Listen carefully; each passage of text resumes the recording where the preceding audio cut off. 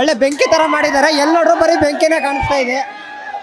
ಒಂದು ಅರ್ಥ ಆಗಿಲ್ಲ, ಎಲ್ಲ ಕಡೆ ಬರೀ ಬೆಂಕಿನೇ ಕಾಣಿಸ್ತಾ ಇದೆ. ಆದ್ರೆ ಒಳ್ಳೆ ಕಂಬ್ಯಾಕ್ ಅನ್ಬಾರ್ದು ಧ್ರುವ ಸರ್ಜಾ ಅವ್ರಿಗೆ. ಈ ಪೊಗರು ಚಿತ್ರಕ್ಕಿಂತ ಒಂದು ಡೈಲಾಗ್ ಇಲ್ಲ, ಅದೊಂದು ಖುಷಿ ನಮಗೆ. ಡೈಲಾಗ್ ಇಲ್ದೇನೆ ಈ ತರ ಮಾಸ್ ಆಗಿ ತೋರಿಸ್ಯಾರ ಅಂದ್ರೆ ಒಳ್ಳೆ ಕಂಬ್ಯಾಕ್ ಅನ್ಸುತ್ತೆ ಧ್ರುವ ಅವ್ರಿಗೆ. ಚೆನ್ನಾಗಿದೆ ಮಾರ್ಟಿನ್ ಟ್ರೈಲರ್ ಮಾತ್ರ.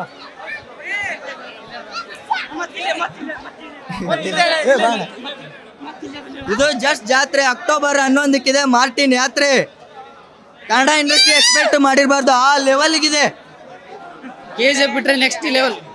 ಹಾಂ ಸರ್ ಟ್ರೈಲರ್ ಮಾತ್ರ ನೆಕ್ಸ್ಟ್ ಲೆವೆಲ್ ಇದೆ, ಎಕ್ಸ್ಪೆಕ್ಟ್ ಮಾಡಿರಲಿಲ್ಲ. ಚೆನ್ನಾಗಿದೆ ಸರ್. KGF ಬಿಟ್ರೆ ನೆಕ್ಸ್ಟ್ ಪ್ಯಾನ್ ಇಂಡಿಯಾ ಸಿನಿಮಾ ಇದೆ. ಕನ್ನಡ ಲೆವೆಲ್ ಇಂಡಸ್ಟ್ರಿ ಎಕ್ಸ್ಪೆಕ್ಟ್ ಮಾಡಿರಬಾರ್ದು, ಆ ಲೆವೆಲ್ಗಿದೆ. ಅಕ್ಟೋಬರಲ್ಲಿ 2 ಹಬ್ಬ ಬರ್ತಾ ಇದೆ. ಒಂದು October 6 ಬಾಸ್ ಬರ್ತಡೇ ಇದೆ. 11ಕ್ಕೆ ದೊಡ್ಡ ಜಾತ್ರೆ ನಡೆಯುತ್ತೆ. ಜಾತ್ರೆ ಅಲ್ಲ ಗುರು, ಯಾತ್ರೆ ಯಾತ್ರೆ. ಭೂಮ್ಯಾಗ ಬೆಲೆ ಐತಿ, ಬಂದೂಕ್ನಾಗ ಬುಲೆಟ್ ಐತಿ, ವಿವೇಶ್ ಚಟ್ಟ ಒಳಗ ಮಾರ್ಟಿನ್ ಹವಾ ಐತಿ.